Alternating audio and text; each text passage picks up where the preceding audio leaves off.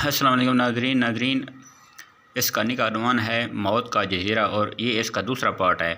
पहले पार्ट में आपने सुना कि नाग ने वो भयानक परिंदे से कैसे निजात हासिल की थी। तो जब नाग आगे दूसरे तरफ जा रहा था तो आगे उसके सामने जजीरे से दूर थोड़े फासले पर नहर के किनारे मगरमच्छ उसके इंतज़ार में थे। तो आइए देखते हैं कि नाग के साथ मगरमच्छ क्या करते हैं। इससे पहले अगर आपने मेरे चैनल को सब्सक्राइब नहीं किया तो प्लीज़ मेरे चैनल को सब्सक्राइब कर दें, बेल आइकन दबा दें और मेरी वीडियो को लाइक करें, कमेंट करें। सारे मगरमच्छ किनारे के उस तरफ आ रहे थे जहाँ नाग खड़ा था। फिर सबसे अगला मगरमच्छ नहर से निकलकर किनारे की रेतली ज़मीन पर आ गया और नाग की तरफ बढ़ने लगा। इसका मुंह बार बार खुलने और बंद होने लगा था। अपने भारी भरकम जिस्म को घसीटता हुआ खूंखार मगरमच्छ जो ही नाग के पास आया, नाग ने गहरी सांस लेकर उकाब का रूप बदला और उड़ारी मारकर हवा में उड़ने लगा।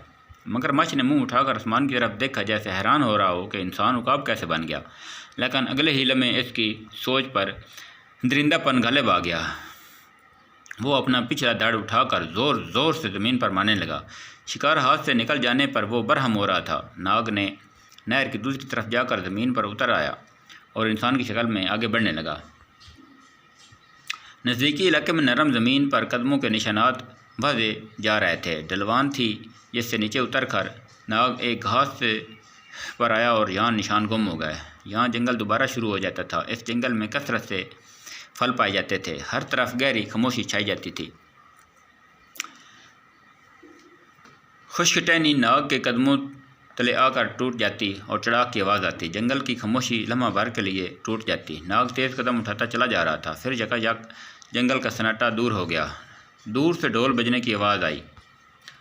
नाग समझ गया कि अब आदमखोर वहशियों की बस्ती नज़दीक ही है। ढोल की आवाज़ नज़दीक आती जा रही थी। आदमखोर वहशी जंगल में इधर ही आ रहे थे। नाग एक दरख्त के पीछे छुप गया। कुछ देर बाद लंबी लंबी घास से वहशी नमूदार होने लगे। आगे आने वाले 4 वहशियों ने लकड़ी का एक संदूक उठा रखा था। वहशियों ने चीते की खाल का लिबास पहन रखा था। हाथों में लंबे नेज़े और भाले थे। सरों पर मुख्तलिफ परिंदों के रंग बिरंगे परों की टोपियाँ और गले में इंसानी दांतों के हार डाल रखे थे। एक वहशी ने गले में छोटी छोटी खोपड़ियाँ पहन रखी थीं।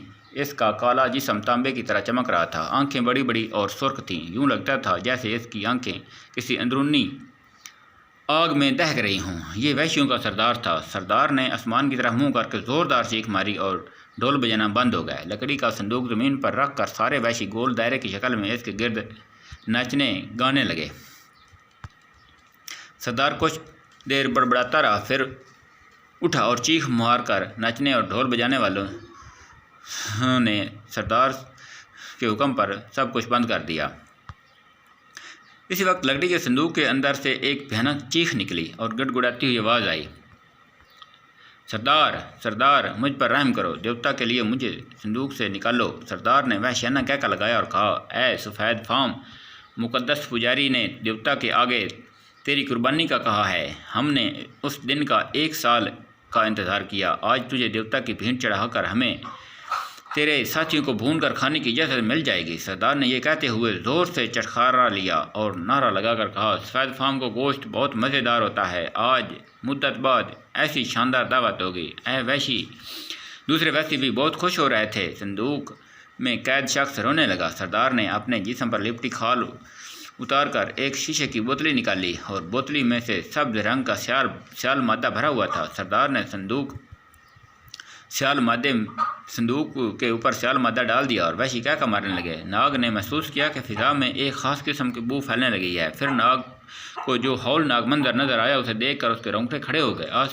पास के दरख्तों के तनों में से बने हुए सुराखों में से एक सब्ज़ रंग के बेशुमार चिमटे निकल आए। ये चिमटे जिसामत में आम चिमटों से 3 गुना बड़े थे और कतारों में संदूक की तरफ बढ़ने लगे। नाग समझ गया कि यह खूनी चिमटे गोश्त खो रहे हैं और वहशियों के सरदार ने जो बोतल से सुर्ख स्याल मादा निकाला है उसकी बू सूंघ कर ये इधर जा रहे हैं। वो दौड़ता हुआ संदूक की तरफ बढ़ा, उसके कुंडे में फंसी लकड़ी निकालकर ढक्कन उठा दिया और अंदर एक अंग्रेज रस्सियों से जकड़ा गठड़ी बना बैठा था।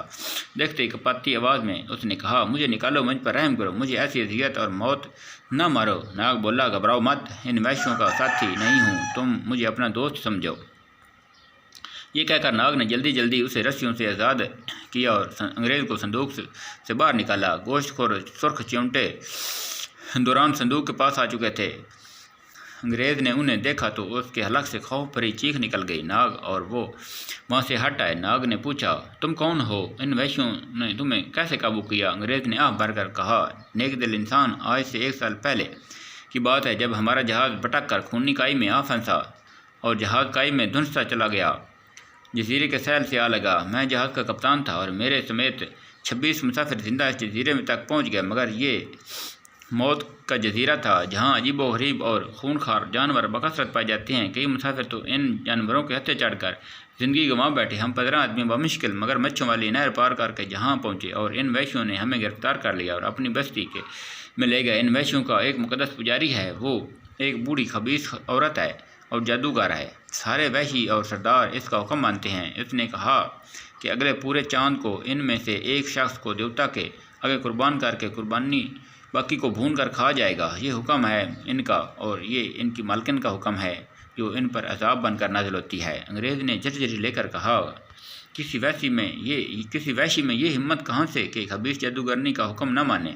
हम सब को एक कैद खाने में डाल दिया गया। ये कैद खाना एक गहरा कुआं है जिससे रस्सी के बगैर नहीं निकला जा सकता। हमें इस कैद खाने में 1 साल हो गया था। एक मुसाफिर बीमार हो गया। वैश्यों ने बूढ़ी जादूगरनी से उसे भून कर खा जाने की यह तत्ल कर ली। अंग्रेज़ की आवाज़ में खौफ पैदा हो गया। उसने कहा, मैं अपनी ज़िंदगी के बड़े हौलनाक मनाज़िर देख के समुद्री तूफानों का मुकाबला किया, बहरी कज़ाकों से लड़ा, मगर उस रात जो खौफनाक मंजर मैंने देखा वो सारी ज़िंदगी नहीं भूल सकता। आदमखोर वैश्यों ने बीमार मुसाफिर को मेरे सामने ज़बह किया और उसकी बोटी बोटी नूच कर उबाल कर खा गए।